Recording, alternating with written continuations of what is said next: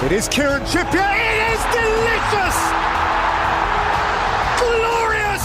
Glorious! Walker in there too. Luke Shaw! Harry Kane wants it played into him. He chooses Grealish instead. It's Grealish! It's Kane! Nothing like this has happened for a long time. Here's the overhead kick from Dyer. Palmer finds Watkins. Watkins turns! Watkins scores!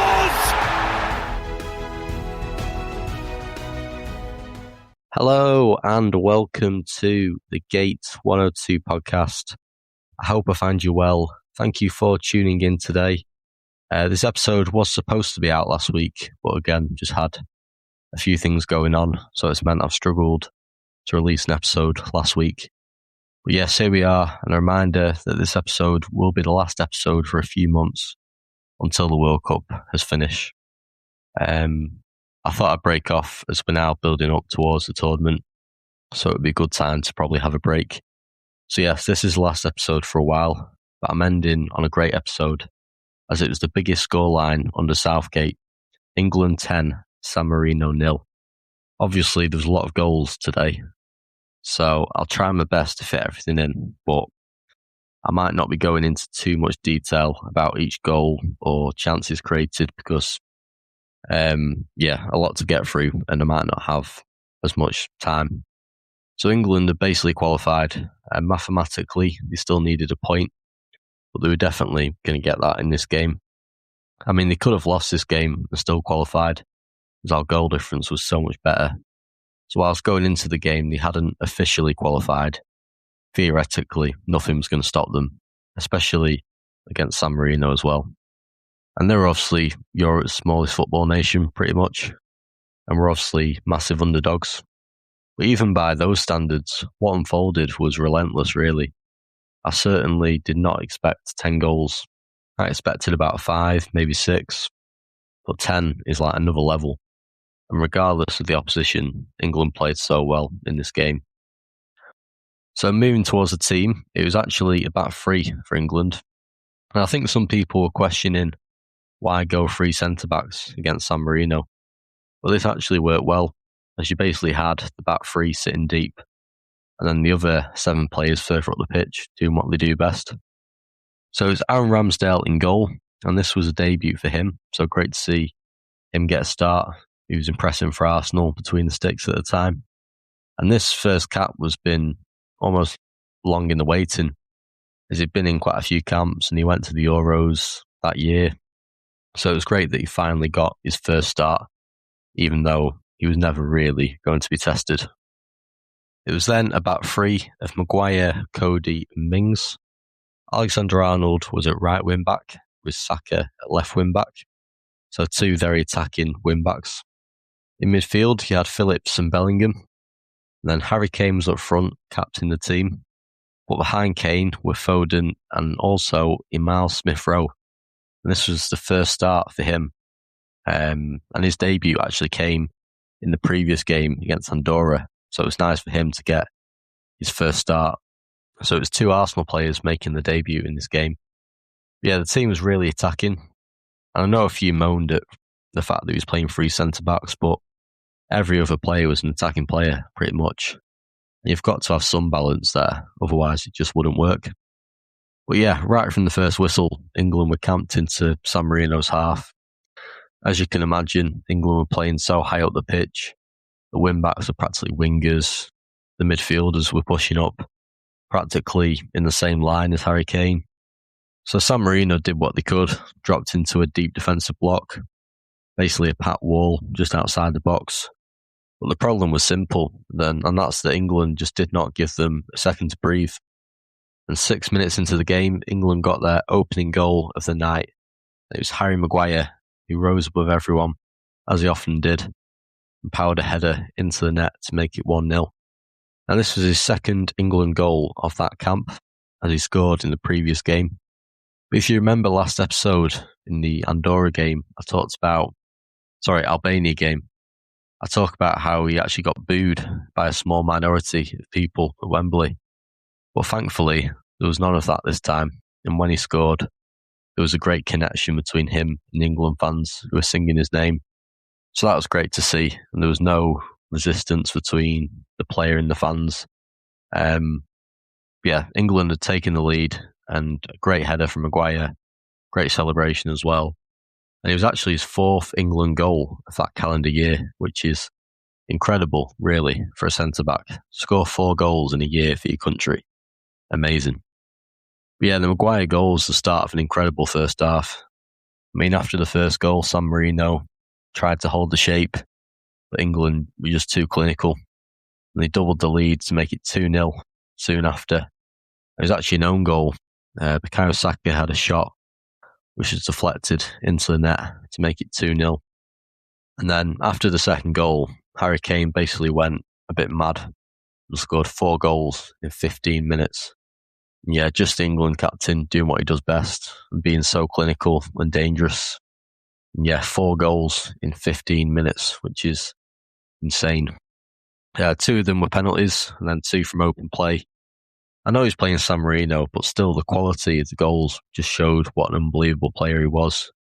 And also professional as well. The fact that when he got a penalty to get his hat-trick, he didn't, when you're playing against a team like San Marino, you could have tried dinking it or being a bit silly, but he just does what he does, burying it top corner, taking each goal seriously, each penalty seriously, regardless of the opposition.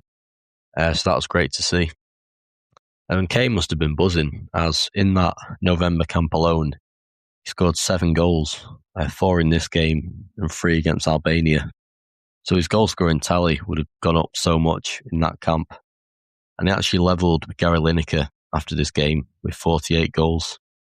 And it was actually the first time an England player had scored 4 goals in a game since Ian Wright back in 1993. And that was also against San Marino. So it was an amazing night for Kane. And like I say, he broke many milestones. So yeah, at half-time it was 6-0 to England. And it's one of them where you wonder what a second half will be like. With England being so in front, would we see the same intensity and tempo? Because in the previous game against Albania, England were 5-0 up at half-time, but didn't score in the second half. So it's interesting to see how England would do this time. But yeah, England came out in the second half and it was almost a replica of what we saw in the first 45.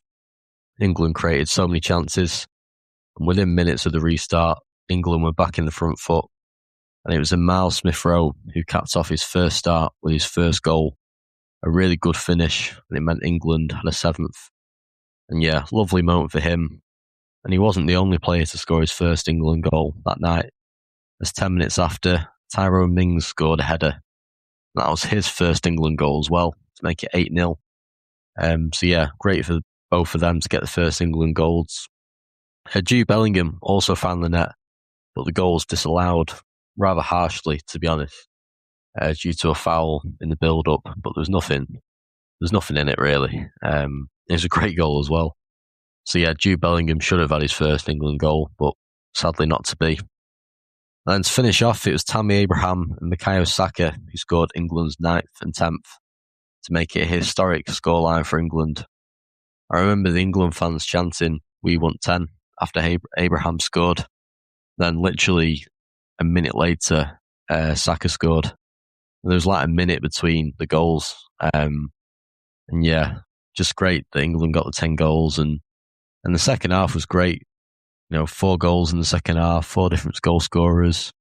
And it was just like the first. And the whole game was just a joy to watch.